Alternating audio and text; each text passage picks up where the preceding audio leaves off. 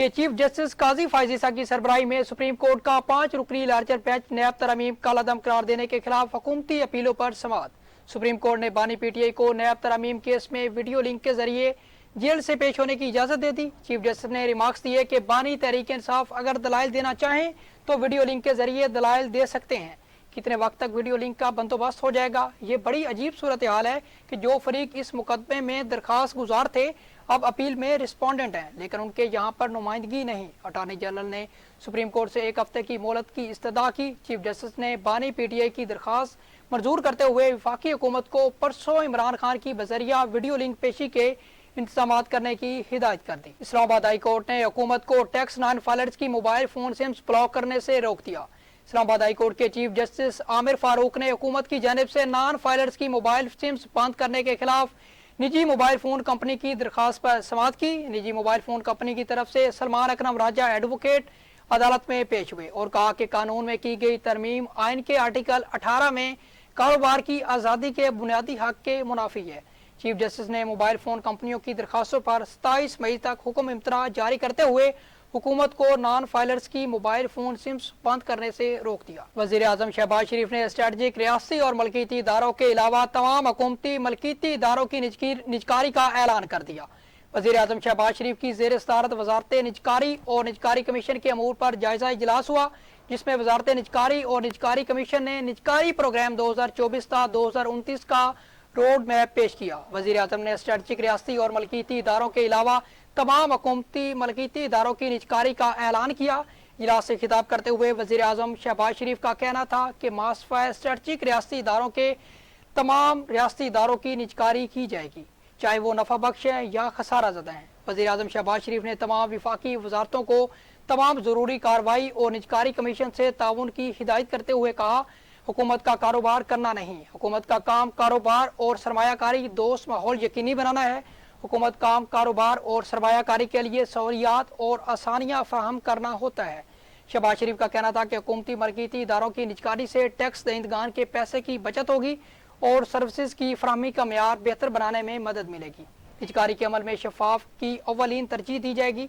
इजलास में वज़ीर आज़म शहबाज शरीफ ने Pakistan international airlines company limited की निजकारी के लिए बिडिंग और अहम मराइल बराह रास्त नशर करने की हिदायत करते हुए कहा कि दीगर इदारों की निजकारी के अमल के मराहिल को भी बराह रास्त नशर किया जाएगा। वज़ीर आज़म की ज़ेर सदारत वफाकी काबीना का इजलास आज होगा, जिसमें वफाकी काबीना मुल्की मुआशी सूरत हाल का जायजा लेगी और इम्कान ज़ाहिर किया गया है कि आज़ाद कश्मीर की सूरत हाल पर इजलास से भी अरकान काबीना को आगाह किया जाएगा। ज़राए के मुताबिक पावर सेक्टर के लिए बजट से कबल 127 अरब रुपए जारी करने की मंजूरी मुतवक्की है, जबकि आज़ाद कश्मीर के लिए पावर टैरिफ डिफरेंशियल और बकाया जात की मद में 55 अरब रुपए की मंजूरी दी जाएगी। ज़राए के मुताबिक पास्को का गंदुम और ख़रीदारी का हदफ बढ़ाने का भी फैसला किया जाएगा और ECC के गुज़श्ता इजलास में किए गए फैसलों की तौसीक भी एजेंडे में शामिल। तहरीक इंसाफ मुल्क में इंतशार फैलाना चाहती है, दुश्मन की साजिश नाकाम हो गई। सियासी मुखालफिन से ये बात हजम नहीं हो रही कि महंगाई क्यों कम हो रही है।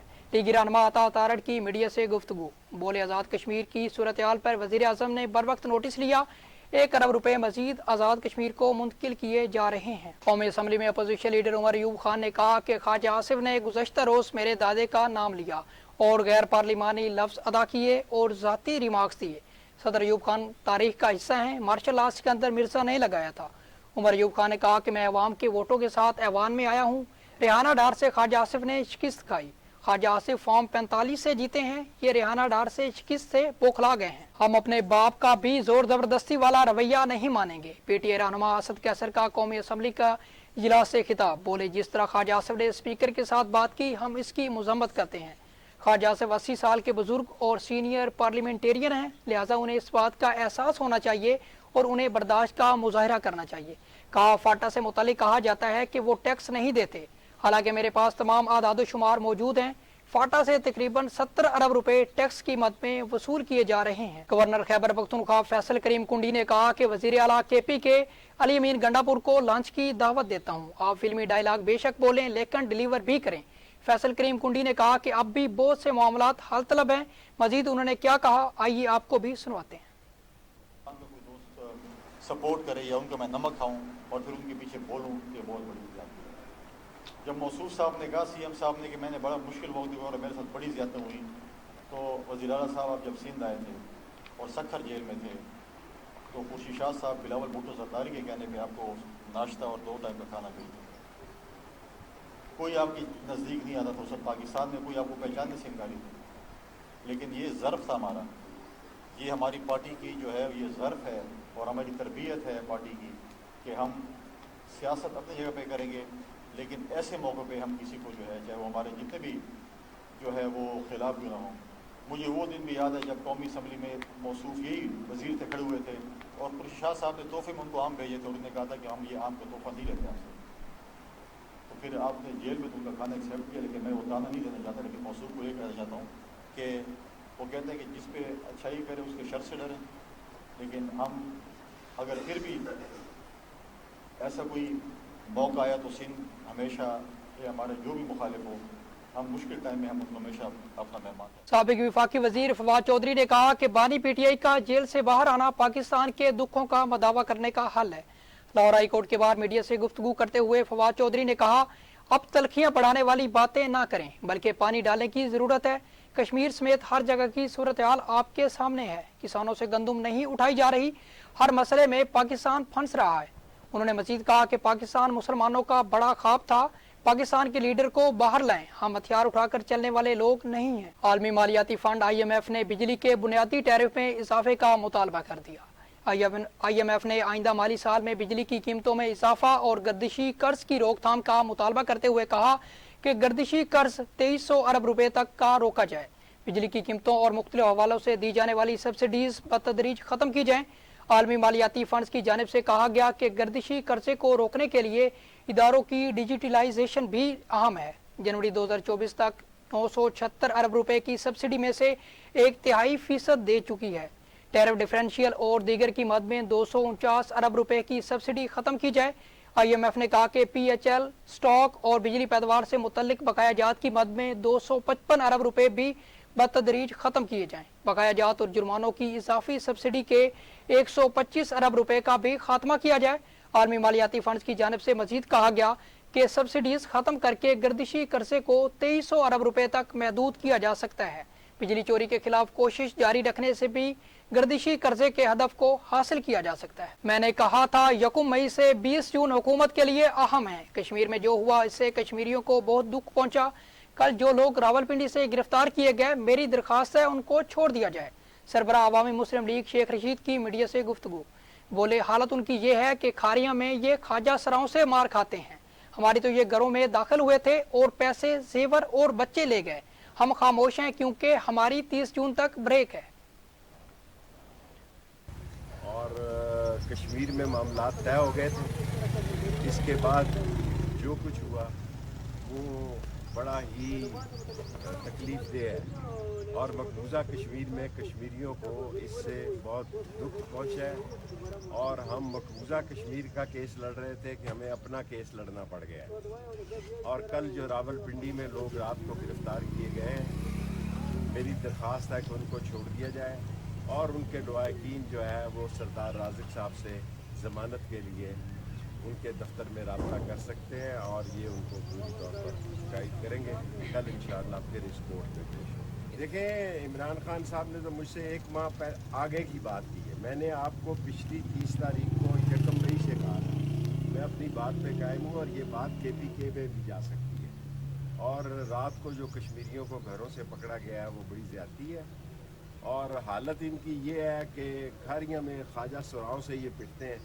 میں باہر گیا تھا، ساری دنیا میں خواجہ سراؤں کا ہی چرچا ہے، ہمارے گھروں میں تو یہ. وزیر اعلیٰ پنجاب مریم نواز نے صوبہ بھر میں غیر فعال اور خراب فلٹریشن پلانٹس کو فعال کرنے کا حکم دے دیا.